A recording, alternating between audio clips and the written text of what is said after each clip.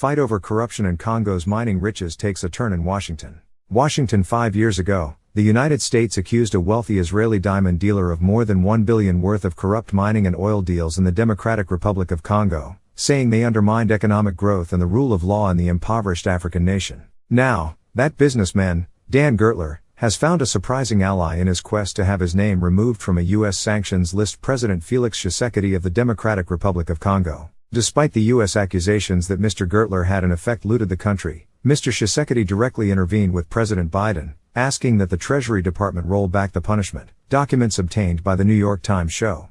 The Democratic Republic of Congo no longer has any grievances against Mr. Gertler and his group, Mr. Tshisekedi said in a letter, not previously made public, that he sent to Mr. Biden in May. How Mr. Gertler managed to enlist the President of Congo, whom American officials have celebrated for his efforts to combat widespread corruption since he took office in 2019, is an illustration of the determined bid by Mr. Gertler to lift a set of sanctions that prohibits companies with ties to the United States from doing business with him and freezes money he has in international banks. Mr. Tshisekedi's lobbying efforts came after Mr. Gertler agreed to return to Congo an estimated $2 billion worth of mining and oil drilling rights secured over the past 2 decades. In exchange, the Congolese government agreed to pay Mr. Gertler's companies $260 million and to help him lobby in Washington to have the sanctions revoked, the agreement with Mr. Gertler says. The move would allow Congo to resell the mining rights to new investors.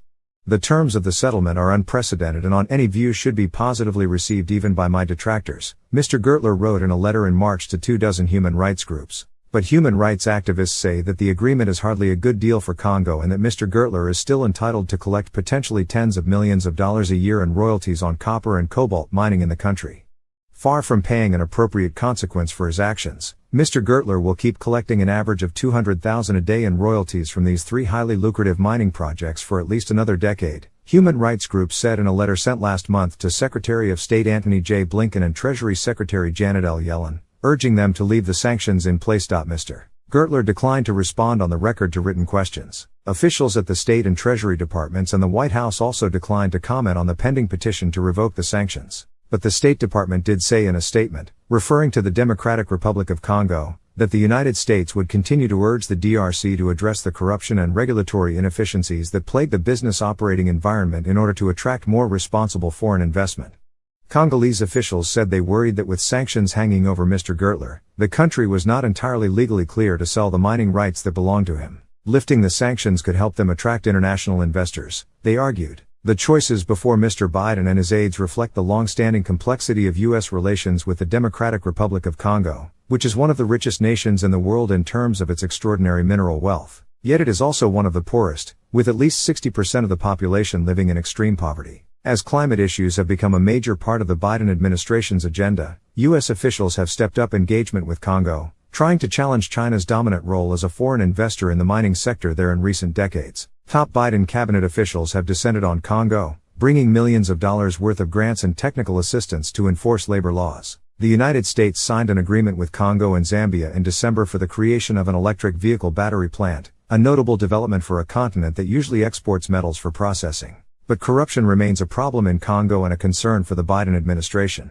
An audit last year showed hundreds of millions of dollars of missing revenues collected by Gécamines, the state-controlled copper and cobalt mining company that had multiple deals with Mr. Gertler over the years. With his mining investments and philanthropy, Mr. Gertler is perhaps the most famous foreign investor in Congo, which he first visited in 1997, when he was 23 and selling rough diamonds. A few years after his arrival, he had negotiated the exclusive right to export the country's diamonds. The U.S. government estimated that the lost revenues to Congo associated with Mr. Gertler's deals from 2010 to 2012 were about $1.36 billion, or approximately half the nation's entire health budget during that period. As the Treasury Department added more sanctions in 2018 on businesses associated with Mr. Gertler beyond what it had first imposed the previous year, it said, a financial toll will be imposed on individuals and companies that exploit innocent people in vulnerable jurisdictions for their own personal gain.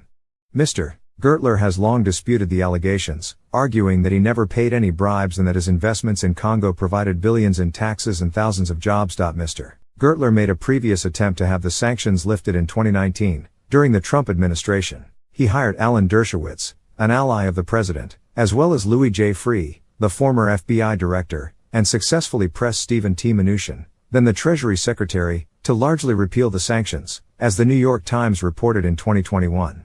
But Mr. Biden's team, days after his inauguration in 2021, moved to reinstate the sanctions. U.S. credibility has been significantly damaged, it said, as has the credibility of the global Magnitsky sanctions program, referring to the human rights and corruption law under which Mr. Gertler was punished, according to documents released under the Freedom of Information Act. But Mr. Gertler did not give up. His Washington-based law firm, Arnold Porter, submitted a new petition to have the sanctions lifted. The Times has sued the Treasury Department seeking copies of this correspondence, among other emails. The Congolese president, for his part, warned that failing to lift the sanctions could have far-reaching consequences for access to the country's natural resources.